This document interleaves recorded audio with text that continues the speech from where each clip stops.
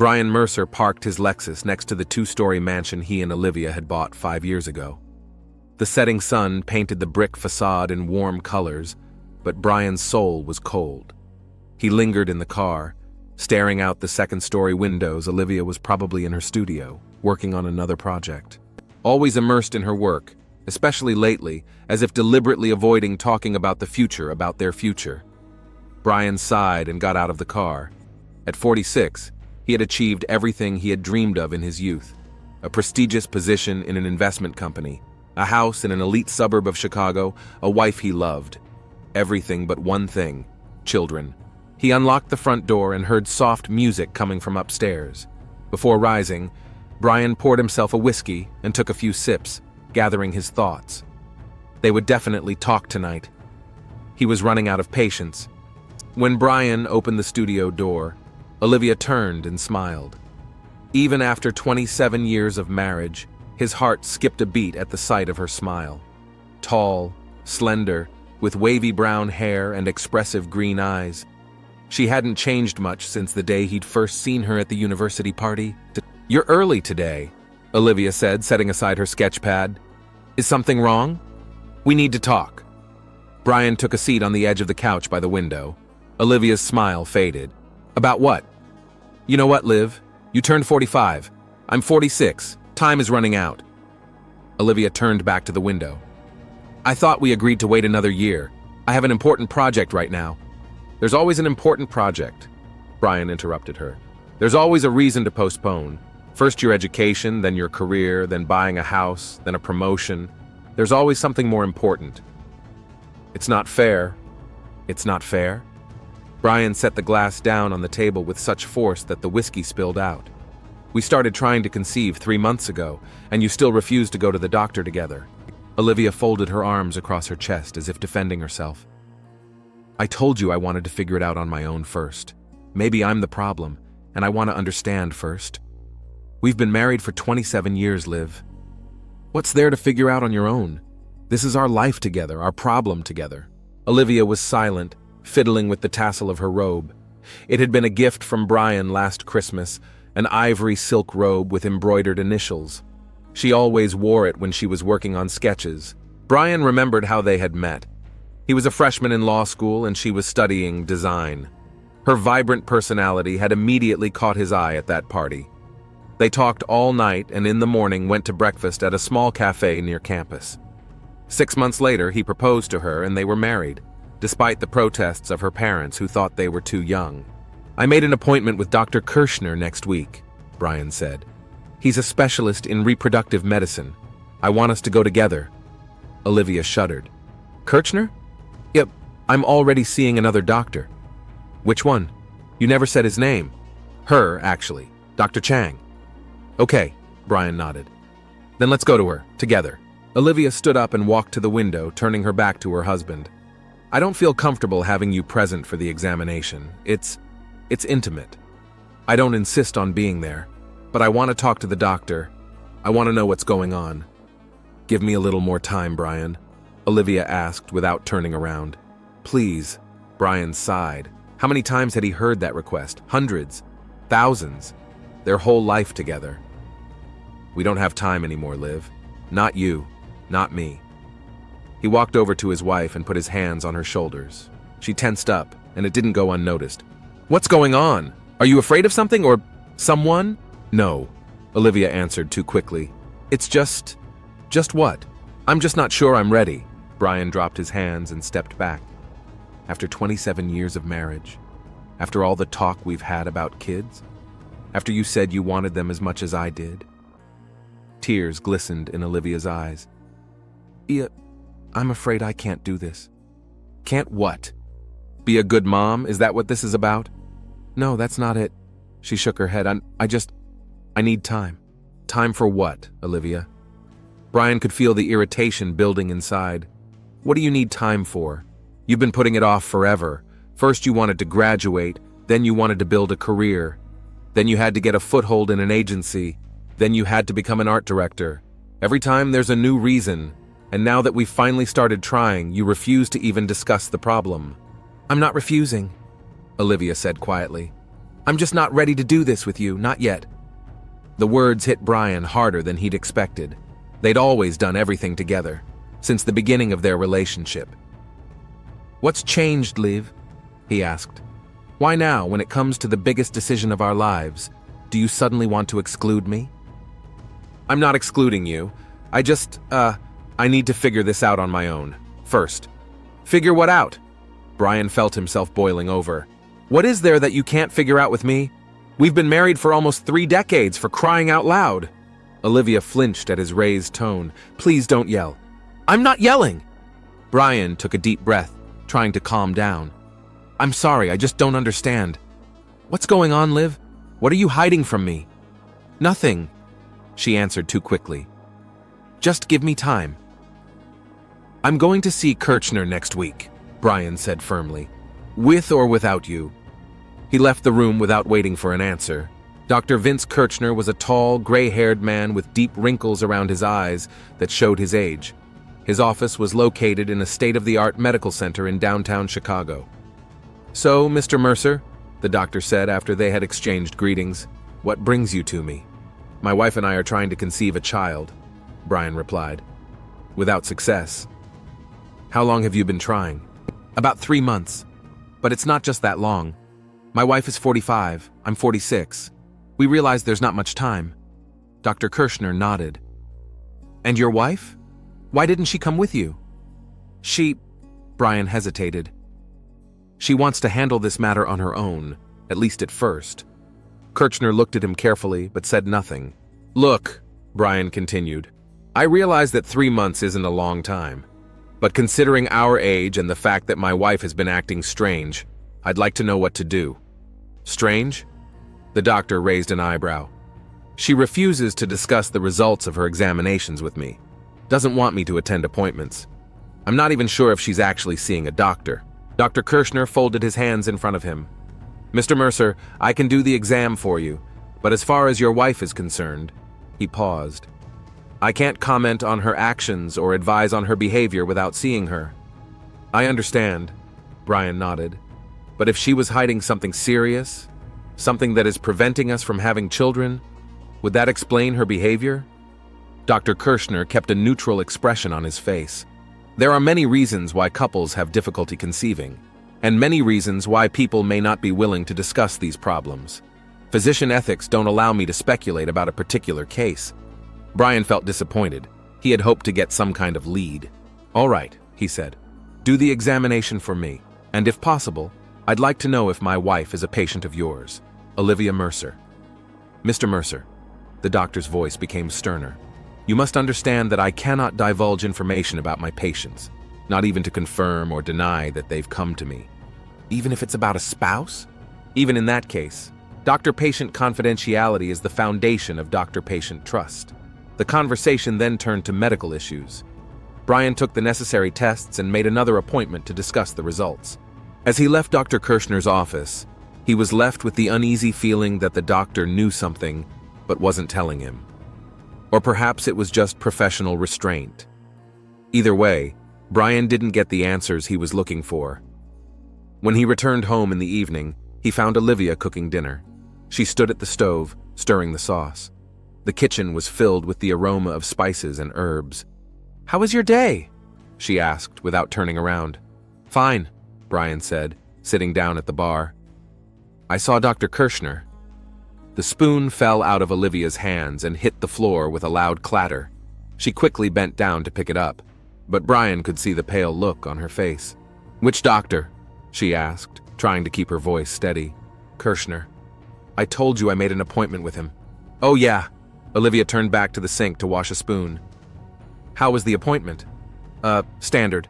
I took some tests, and I'll know the results in a week. Olivia nodded without looking at him. That's good. You know, Brian said slowly, I asked him if you were his patient. This time Olivia froze, then slowly turned toward him, and Brian saw a mixture of fear and anger in her eyes. You did what? I asked if you were his patient, Brian repeated. He didn't answer, of course. Doctor-patient confidentiality and all that. How could you? Olivia sounded hurt. This is out of line. Boundaries? Brian jumped up from his chair. You're telling me about boundaries? After you refuse to take me to the doctor? After you withhold test results from me? What other boundaries do I have to respect? You have no right to demand— I do, Brian interrupted her. I'm your husband. We decided to have a baby together. It's not just your business. It's my body, Olivia said quietly. And my life, Brian replied. Our life together. I have a right to know what's going on. They stared at each other across the kitchen island. It was as if a wall had grown between them, and Brian didn't know how to break through it. What are you hiding, Liv? He finally asked. What's so terrible that you can't tell me? Olivia lowered her eyes. Nothing. It's just, I need time. Time to do what? Time to figure things out. Please, Brian, trust me. But Brian wasn't sure he could trust her anymore. For the first time in 27 years of marriage. Brian never thought he'd be watching his own wife 3 days ago. Olivia had said she was on her way to meet a client, but something in her voice made him doubt it. He'd followed her, keeping his distance, and found that instead of the client's office, she'd headed to the medical center where Dr. Kirshner worked. Now he was sitting in his Lexus in front of the same building, waiting for Olivia to come out. An hour ago, she'd gone inside after telling him over the phone that she had a meeting scheduled with potential customers. Another lie to add to the piggy bank of growing distrust. Brian glanced at his watch. 2 o'clock in the afternoon. His phone vibrated. A message from a co-worker about an upcoming meeting. He muted it. Other things were more important right now. In his jacket pocket was a thumb drive with the files he'd found on Olivia's computer a few days ago. Nothing remarkable. Work projects, invoices, vacation photos, but not a single picture from her past, before he'd met her. When he'd asked about it, she'd said that all the old photo albums were stored at her parents' house in Seattle, parents they hadn't seen in 15 years. Complicated relationship, Olivia always said. They'd visited for their wedding, but since then communication had been limited to occasional phone calls for the holidays. Finally, Olivia appeared at the entrance to the building. She looked tense. Even from this distance, Brian could see it in her gait. He ducked down as she passed his car, heading for her BMW.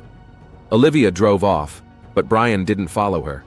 Instead, he looked at the medical center building and made a decision. He had to know the truth. Dr. Kirshner's waiting room was quiet. The young woman behind the counter looked up as Brian entered. What can I do for you? I have an appointment with Dr. Kirshner, Brian lied. Mercer, Brian Mercer. She looked at the computer. I don't see you on the schedule for today, Mr. Mercer. That's odd, he frowned. I distinctly remember the secretary making an appointment. Could it be for another day? Let's check. She started looking at the calendar. I don't see your name for the next 2 weeks. There may have been a mistake. Brian smiled softly. Is Dr. Kirshner in the field right now? I could clarify directly. Unfortunately, the doctor is at a conference. He won't be back until 2 days from now. That was exactly what Brian wanted to hear. I see. Then I'll call back later to confirm the time. By the way, my wife is also seeing Dr. Kirshner, Olivia Mercer. Perhaps she mentioned me. The receptionist shook her head. I need to respect patient confidentiality, Mr. Mercer. I can't discuss other patients. Of course, I'm sorry. Brian took a step back. I'll call to check on the appointment. Exiting the waiting room, he didn't leave the building. Instead, he went down 1 floor and sat in the waiting area, pretending to read a magazine. He waited. Near 6 p.m., the medical center began to empty. Brian noticed Dr. Kirshner's secretary walk to the elevators with her purse in hand. After waiting for her to leave, he walked back up to the floor. The corridor was empty. Brian walked to a door with a sign that read, Dr. Vincent Kirshner, Reproductive Medicine. It was locked, just as he expected. Looking around, he pulled out a small tool he'd bought yesterday at a home improvement store. He'd never picked locks before, but the YouTube video had been surprisingly helpful. 2 minutes later, the door gave in. Brian quickly slipped inside and closed the door behind him. The reception area was dark, with only the emergency lights providing enough light to navigate. He made his way behind the reception desk and turned on the computer. It prompted for a password. Shit. Brian looked around. There must be paper archives. He spotted a door at the back of the reception area and headed toward it. It turned out to be Dr. Kirshner's office. There were file cabinets along the wall. Mercer, M-E-R. He quickly found the right drawer and began looking through the folders. Murdoch, Murphy, Mercer, Brian, and next to that, Mercer, Olivia. So she really was Kirshner's patient. Brian picked up both folders and walked over to the doctor's desk. Turning on the desk lamp, he opened his own first. Standard notes from a recent appointment, test results he hadn't gotten yet. All normal. Then he opened Olivia's folder and froze. The first sheet contained basic information. Name, Olivia Mercer, born Oliver Rowdy. Date of birth, 23rd of April, 1980. Gender M, changed to G, 1997th year. Brian felt the room begin to spin around him. This couldn't be true. He reread the information again, and again. The letters danced in front of his eyes but folded into the same words. Oliver Rowdy, M changed to G. He began frantically flipping through the folder. Medical reports, surgery records, hormone therapy. The most recent records were dated last week. Counseling for inability to procreate and potential egg donation for surrogacy. At the very back of the folder, Brian found an envelope labeled Personal Correspondence. Inside were letters typed on a computer and signed by hand. He recognized Olivia's signature. The first letter was dated 15 years earlier. Dear Vince, it's been 12 years since the surgery, and I've never regretted my decision. Brian still doesn't know anything, and I plan to keep it a secret. Sometimes I feel guilty, especially when he talks about kids. He longs to be a father, but I'm afraid of losing him if he finds out the truth. What would you do if you were me? Respectfully, Olivia. Brian moved on to the next letter, dated 10 years earlier. Vince, I know you're advising me to tell Brian the truth, but I can't. We've been together for 17 years. It's too late for that kind of confession. He'll never forgive me for this deception. And it's not just about not being able to have children, though that would break his heart. It's about the fact that I let him live a lie all these years. Olivia. With each letter, Brian could feel the rage building up inside. The last letter had been written only a month ago. Vince, Brian has brought up the issue of the kids again. It's getting harder and harder for me to dodge. He wants us to get tested together. I don't know what to do. Any advice on how long I can keep putting this conversation off? Is there any way to convince him that the problem is something else? Desperately, Olivia. Brian sat motionless like a stone statue. It didn't make sense in his head. 27 years, almost 3 decades of marriage. And all that time, he didn't realize he was crying until a tear fell onto the paper, blurring the ink. Quickly wiping his eyes, he folded the letters back into the envelope and returned it to the folder. Then pulled out his phone and took a picture of the contents of both folders. Returned them to the closet, exactly where he found them. Turned off the lamp and left the office, closing the door carefully behind him. Already in the car, Brian allowed himself to vent his emotions. He slammed his hands on the steering wheel with such force that the klaxon went off. Then again, and again, until the parking lot security guard came over to see if everything was okay. Yeah, Brian said, starting the engine. Everything was just fine as hell. He hadn't gone home. Couldn't see Olivia now. Instead, he dialed Eleanor Parker's number. Eleanor was Olivia's only friend who had known her before they met. Brian? She answered in surprise. Is something wrong? We need to meet, he said. Tonight. It's almost 8 o'clock at night. It's about Olivia. It's important, Eleanor. Pause. Okay. Uh-huh. Do you know the Blue Corner Cafe on 5th Street? I'll be there in 20 minutes. Eleanor was already waiting for him at a table at the back of the room. A slender woman about Olivia's age with a short haircut and shrewd eyes. She'd always made Brian a little nervous with her directness. You look terrible, she said instead of greeting him. What's going on? Brian sat down across from her and ordered a whiskey as the waitress approached. How long have you known Olivia? Eleanor frowned. We met in art school, before college. Why? What kind of school? A summer art academy in Seattle. We were both teenagers. And did Olivia look, like that? What do you mean? Eleanor tensed up. Brian, what's going on? Just answer the question. His voice sounded sharper than he intended. Eleanor pushed the coffee cup away. She was thinner and taller than most girls. Her hair was shorter. But all in all, yes, it was the same Olivia. And her parents? Did you ever meet her parents? Once. Eleanor nodded. They came to visit her at camp, but Olivia didn't really get along with them. What were their names? I don't remember, to be honest. It's been almost 30 years, Brian. What's it all mean? The waitress brought whiskey. Brian took a swig and set the glass on the table. Did you know Olivia was trans? Eleanor's face changed. She paused for a moment, as if deciding what to say, then nodded slowly. Yes, she told me in my second year of university. We were close friends. And you never thought of telling me? It's not my secret, Brian, she answered quietly. I always told Olivia that she should be honest with you, especially when you two decided to get married. But it was her decision. Her decision? Brian felt himself boiling over. This is about my life, damn it! About the 27 years I lived with a man who lied to me every single day. Several diners in the cafe turned around at his raised voice. Eleanor raised her hand soothingly. Hush, I realize you're shocked. Shocked? He grinned bitterly. That doesn't begin to describe how I feel. How did you find out? Does it make a difference? Perhaps. Eleanor leaned forward. Have you spoken to her? No. Brian shook his head. And I'm not sure I can. You have to give her a chance to explain. Explain what? Why she lied to me for 27 years. Why she let me hope for children, knowing it was impossible. Eleanor sighed. She loves you, Brian, more than anything in the world. That much I know for sure. People who love each other don't lie to each other, he said. Sometimes lying seems to be the only way to keep love alive, Eleanor said softly. She was afraid of losing you. And instead, she decided to deceive me for the rest of my life? Brian shook his head. That's not love. That's selfishness. She made a mistake. A mistake, Brian interrupted. A mistake is forgetting to buy milk, or accidentally ruining someone's shirt in the wash. What Olivia did was a betrayal. Eleanor remained silent, examining her hands. What are you going to do? She finally asked.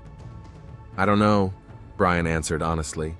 Don't do anything you'll regret, she said with a warning in her voice. Brian stood up, throwing a few bills on the table. The only thing I regret is the last 27 years of my life. He left the cafe, feeling Eleanor's concerned gaze on him. Brian spent the night at the hotel, looking through photos of Olivia's medical records.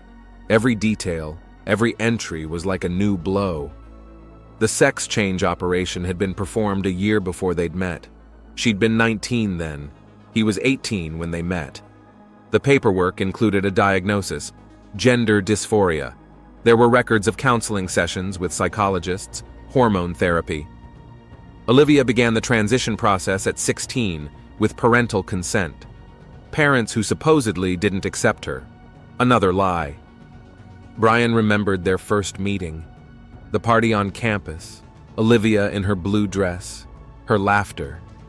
Had there already been that wariness in her eyes that he noticed sometimes? Had she planned to hide her past from the beginning? He remembered their first night together.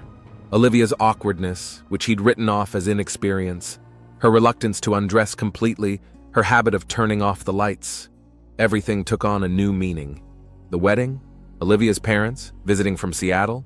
Were they real parents or actors hired to maintain the lie? Brian didn't know what to believe now. And then years of living together, Olivia always found reasons to put off talking about children. First education, then career. And when there was no time left, she started pretending to try to get pregnant, letting him hope. In the morning, Brian bought a gun at a gun store on the outskirts of town. The background check process took a few hours, but by noon the gun was officially registered in his name. The salesman explained the basics of safety and showed him how to load and unload the gun. For self-defense? The salesman asked. Yes, Brian replied. That's right. He put the gun in the glove compartment of the car and drove home. On the way, he called Olivia. Where have you been? I could hear the concern in her voice. I've been calling all night. I'm sorry, Brian said, surprised at how calm his voice sounded. I should have thought about it. I'll be there in an hour. Let's have dinner. Just the two of us. Brian, what's going on? Are you okay? I'm fine, he said. "I just want to spend the evening with my wife. I'll buy some wine." Hanging up the phone, he stopped at the liquor store and picked out a bottle of expensive red wine, their favorite, the one they drank for their wedding and every anniversary. Driving up to the house, Brian felt a strange calmness. It was as if all the storm of emotions that had been raging inside him for the last 24 hours had subsided, leaving behind an emptiness. He parked, grabbed his wine, and walked into the house. Olivia was waiting for him in the living room, nervously rubbing the sleeve of her blouse. When he entered, she jumped up. "Brian! I was so worried! Where have you been?" "I needed time to think." He handed her the bottle. "Our favorite. Open it, please, and I'll go change." She looked puzzled but took the wine. "Are you sure you're okay?" "Absolutely." Brian smiled and went upstairs. In the bedroom, he opened his safe and pulled out the documents that had been stored there for years. The marriage certificate. The photo from their wedding. The first letter Olivia had written him when he'd left for an internship in another city. "I will love you forever and never betray you," she'd written. Brian put the papers on the bed, changed into a clean shirt, and went downstairs. From the kitchen came the aroma of cooking. Olivia had always been an excellent cook, another talent of Oliver Rowdy's that Brian knew nothing about. Olivia had already set the table and poured wine into glasses. She smiled when he entered, but there was concern in her eyes. "You look tired," she said. "Sit down and rest. I made your favorite dish, rosemary stew." Yes, his favorite. He sat at the table, looking at the woman who had been the center of his world for 27 years, the woman who never existed. "Shall we have a drink?" Brian offered, raising his glass. "To the truth, however bitter it might be." Olivia froze with the glass in her hand. "To the truth," she repeated quietly, and took a sip. Brian watched her, feeling the wave of anger rising inside him again. But he held it back. It wasn't time yet. "I love you, you know," he said. "Always had." Olivia set down her glass and took his hand. "I love you too, Brian. More than anything in the world." "Enough to tell me the truth?" She tensed, her fingers tightening on his arm. "What are you talking about?" "About you," Brian answered simply. "About us. About what you've kept from me all these years." Olivia turned pale. "I don't understand." "Stop it." Brian released her hand. "I know everything, Olivia. Or should I call you Oliver?" She froze like a statue. There was a look of unconcealed horror in her eyes. How did you... Does it matter?" He took another sip of wine. "You lied to me for 27 years. Every day of our marriage was built on deception." "No." She shook her head, tears glistening in her eyes. "Our marriage was built on love. I've always loved you, Brian. Love doesn't lie." He cut her off. "Love doesn't allow a partner to live in an illusion." "I was afraid," Olivia admitted, tears now streaming down her cheeks. "Afraid of losing you. You wouldn't have accepted me if you'd known." "You didn't give me a chance to decide," Brian countered. "You made the decision for me. For both of us." "I'm sorry." She reached across the table, but he pulled away. "Please, Brian. I know I made a terrible mistake, but I'm the same Olivia you've known all these years. Nothing has changed." "Everything has changed." Brian stood up from the table. "You knew how important children were to me. You knew how much I wanted a family, and you still let me hope. All that talk about right time, all those promises. I thought about surrogacy," Olivia said hurriedly. "We could still have children. Your children. After nearly 3 decades of lying?" Brian grinned bitterly. "How can I believe a single word you say now?" He made his way into the living room and sat down in a chair. Olivia followed him, wiping away her tears. "What are you going to do?" she asked in a trembling voice. Brian looked at her, at the woman he had loved his entire adult life, at the man who had destroyed his dreams and trust. "I don't know," he answered honestly. "I really don't." "I think we need time," Brian said, looking at his hands. "I'll live apart. I need to think things through." Olivia stood in the middle of the living room, her arms wrapped around herself as if trying to protect herself from an invisible threat. "Don't go," she whispered. "Please, let's talk. I'll tell you everything, from the beginning. The whole truth." "Now?" Brian looked up. After 27 years of lying, you're suddenly ready for honesty? I've always wanted to tell you. Her voice trembled. Every year, every day, I thought about it. But the longer I kept silent, the harder it became to admit it. Brian stood up and headed for the stairs. I'll get my things. Brian, please! Olivia rushed after him. Don't do this, we can fix this. I know you're angry, and you have every right to be… Angry? He stopped in the middle of the stairs and turned to her. You think I'm angry? I feel like I've been buried alive, Olivia. Everything I believed in, everything I planned, it was all a lie. Not everything. She shook her head, tears streaming down her cheeks. My love for you was never a lie. Brian continued upstairs without answering. In the bedroom, he opened the closet and pulled out a travel bag. Mechanically, he began folding clothes, toiletries, and documents. Olivia stood in the doorway, watching him. Where are you going to go? She asked quietly. To a hotel, then I'll get an apartment. For how long? Brian stopped, holding up a framed photograph of him and Olivia on the ocean, smiling, happy. I don't know, he answered honestly, and put the picture back on the nightstand. When the bag was packed, he left the bedroom, walking around Olivia as if she were an invisible obstacle. He walked down the stairs and stopped at the front door. Liv, he said without turning around. You knew how important children were to me, and you lied anyway. I can't forgive that. He walked out without waiting for an answer and got into the car. Olivia ran out onto the porch. We can work this out, she shouted. Please don't leave like this. He started the engine and drove off without looking in the rearview mirror. For 3 days, Brian lived in the hotel, ignoring calls and texts from Olivia. She wrote long emails explaining her past, offering options for a future together, adoption, surrogacy. He read them with a stone face, not responding. On the 4th day, he remembered the gun in the glove compartment.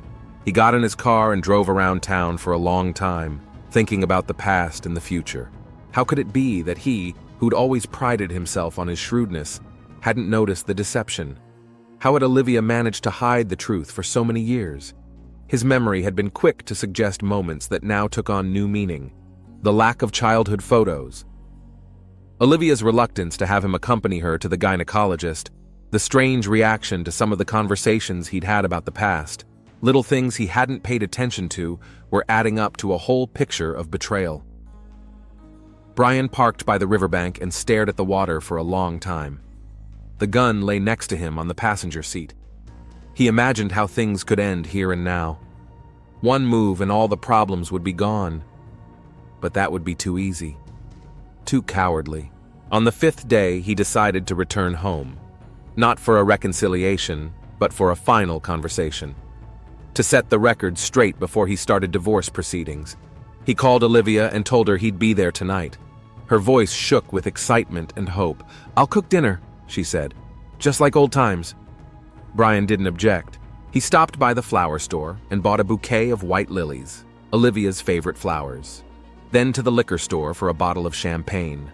From the outside, it looked like an attempt at reconciliation, but there was still a gun in the glove compartment. Brian himself didn't know why he'd taken the gun, didn't intend to use it. He just wanted to have a choice. Control over the situation that Olivia had taken away from him with her lies. It was already dark when he pulled up to the house. There were lights in the windows and candles lit on the porch. Olivia always knew how to create atmosphere. She opened the door before he could knock. She looked haggard, with circles under her eyes, but still beautiful. She was wearing a blue dress, the same one they'd first met in. You came, she said with barely contained joy. Yes, Brian handed her flowers and champagne. We need to talk. Olivia led him into the living room where the table was set. Candles, the best dishes, their wedding glasses. I made your favorite dishes, she smiled uncertainly. Sit down, please. Brian sat down, feeling strangely calm. It was as if he were watching from the sidelines. Open the champagne, Olivia asked, setting the flowers in the vase. He complied, pouring the sparkling wine into glasses. What are we drinking to? Brian asked, raising his glass. To new beginnings? She suggested hopefully.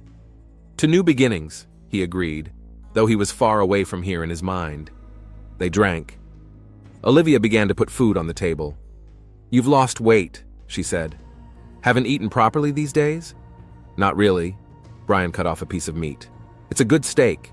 I cooked it according to your recipe, with rosemary and thyme. You used more salt than you needed. Did you?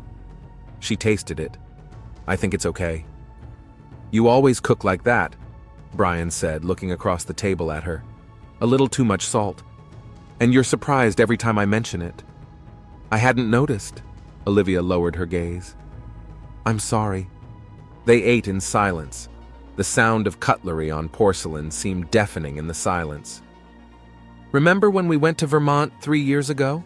Olivia said suddenly. That little hotel overlooking the lake. I remember, Brian nodded. The mattress was awful. It squeaked every time I moved. But the breakfasts were great, she smiled. Those blueberry pancakes. And the coffee the missus made herself, Brian added. The best I've ever had. We promised we'd come back, Olivia said quietly. We promised a lot of things, he said, and the smile faded from her face. There was silence again. Brian felt his hand involuntarily reach for his belt, where the gun was hidden. He stopped himself and picked up the glass. Did you talk to the lawyer? Olivia asked. Not yet, Brian shook his head. But I'm going to. I'll sign any papers. She met his gaze. If that's what you want. And what do you want? You know. Brian pushed his plate away. Do I? I thought I'd known you for 27 years. Turns out I had no idea who I was living with. Olivia sighed. I'm the same Olivia, Brian. I always have been. What was before we met? It's important, he interrupted. What happened before determines what happens after. That's why you hid your past. I just wanted a normal life. She sipped her champagne. To be a normal woman, to love and be loved, at the expense of deception. I didn't see any other way out. Olivia looked at him defiantly. Would you have accepted me if you'd known the truth? Brian didn't answer. She knew the answer herself. I'll sell the house, he said instead. We'll split the money equally. I don't want the money. Olivia shook her head. Keep it. It's not fair. Are we talking about fair? Brian stood up and walked to the window. Outside the window, he could see their well-tended garden, the gazebo where they often had dinner on summer evenings, the house they had chosen together, thinking of the future, of the children who would play on that lawn. You know what makes me the angriest? He said without turning around. Not that you hid your past. It's that you knew how important it was for me to have children and you kept quiet. You let me hope. There is surrogacy, Olivia reminded him. It's still possible. Not for me. Brian turned to her. It would just be another lie. They looked across the room at each other. Two people who had lived together for almost 3 decades, and suddenly, they were strangers. What are we going to do with the furniture? Olivia asked suddenly. Brian blinked, surprised by this mundane question in the middle of their drama. What? The furniture, she repeated. We picked out this couch together, and the bed, and the dining room set. Don't you think that's not the most important thing right now? What is? She shrugged. We've been together 27 years. We have property to divide, friends who will have to explain why we broke up. I'll tell the truth, Brian declared. All of it? Olivia looked at him defiantly. Including the fact that your wife is trans? He hesitated. Was he ready for that kind of talk? For the sympathy of some? The condemnation of others? For the questions that would inevitably follow? I don't know, he answered honestly. He hadn't decided yet. Olivia stood up and began to clear the table. Such an ordinary, familiar scene. How many times over the years had he seen her pick up the dishes after dinner? Thousands, tens of thousands. Leave it, I'll help, Brian said as he approached the table. Their hands accidentally touched as they reached for the same plate at the same time. Olivia jerked her hand away as if she'd been burned. I'm sorry, she mumbled. Something in that gesture, in that little thing, suddenly set Brian off in a new wave of rage. All the pretense, all the falsity of this evening, the bouquets, the champagne, the talk of furniture, it was all just an attempt to avoid the main thing.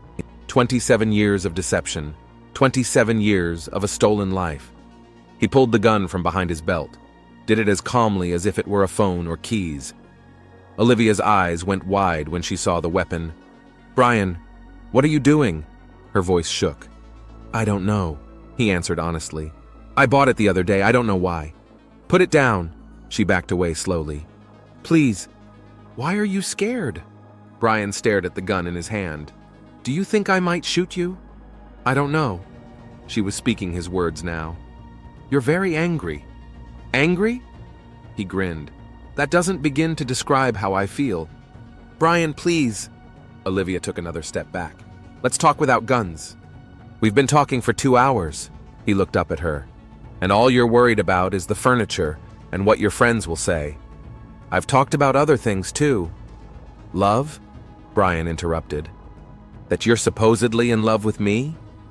What kind of love is that, Olivia? That's built on lies." "It's real," she answered quietly. "Imperfect, but real." "And the children?" His voice became harder. "You knew how much I wanted children, and still you looked me in the eye every day and lied to me. I thought it would stop being so important to you eventually," Olivia admitted. "That our life together would be enough. For you, not for me," Brian countered. "And you knew it." He pointed the gun at her, but his hand shook. Olivia froze, staring into his eyes. "If you think I deserve to die for what I did," she said quietly, "then shoot me. I will not resist." "Don't tempt me," Brian whispered. "I mean it," Olivia squared her shoulders. "If you can't forgive me, if you think I ruined your life, then do what you have to do. I'll understand." "Stop." "No, you listen to me." She took a step forward. "I know I hurt you. I know I lied to you about the most important thing, but I never pretended to love you. It's always been true." "Shut up!" Brian shouted, feeling something inside him break. "I won't shut up." Olivia continued to walk toward him. "Because if this is our last conversation, I want you to know that I don't regret our life together, even if it ends here and now." At that moment, a new wave of rage swept over him, an all-consuming, blinding rage.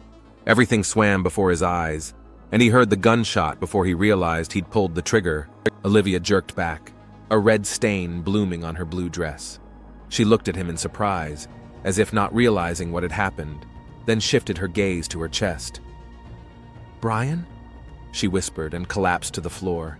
It was as if time had stopped.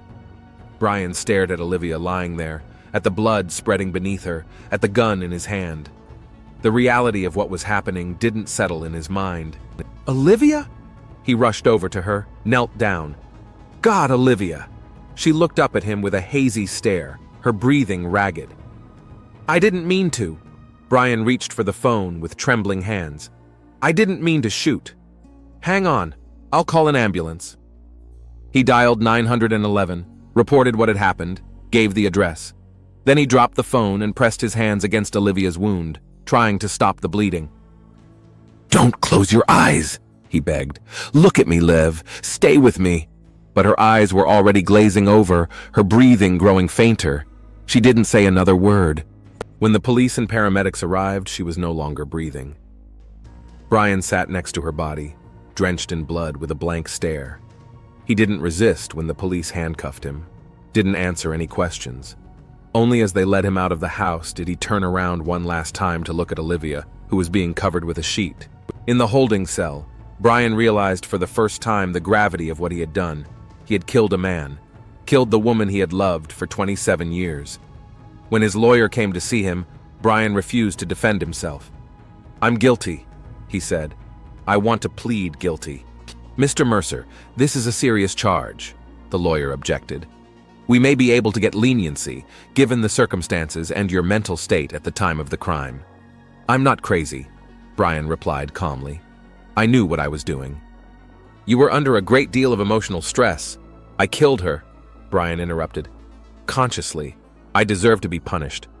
At the trial, he refused to testify, only summarized the circumstances of the case and pleaded guilty. The jury deliberated briefly. The sentence was 25 years in prison.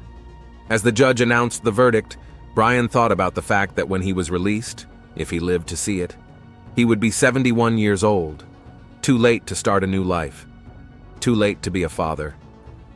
In his prison cell, he thought of Olivia often. Her surprised look in the last seconds of her life, as if she didn't believe until the last moment that he was capable of such an act.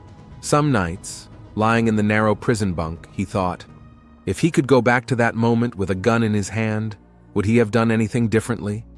And each time, the answer was different.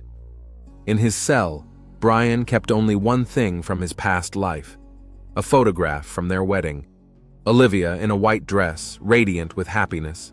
Himself, young and in love, looking at her with adoration.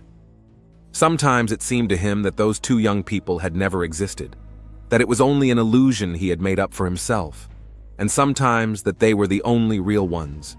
Everything else was just a tragic mistake that had destroyed what could have been beautiful for the rest of their lives.